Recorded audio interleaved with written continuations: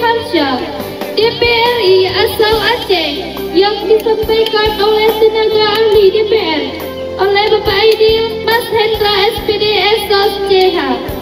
Kepada Bapak kami persilahkan. Karena beasiswanya adalah kriterianya kriteria Partai Puji. Kriterianya adalah masyarakat miskin dan rentan miskin.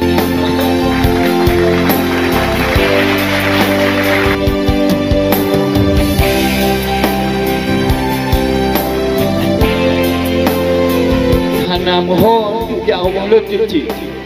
Jadi untuk operator yang bekerja untuk mengusulkan di 2020.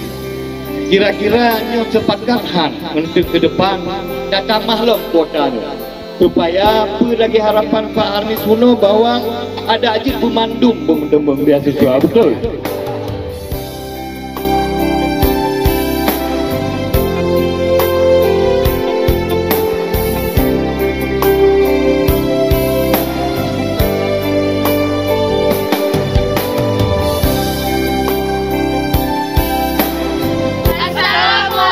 Warahmatullahi wabarakatuh. Kami siswa SMK Negeri 1 Aceh Baradaya mengucapkan terima kasih kepada Bapak Tengku Rizky Harsha atas usulan beasiswa BIP selama ini. Mantap.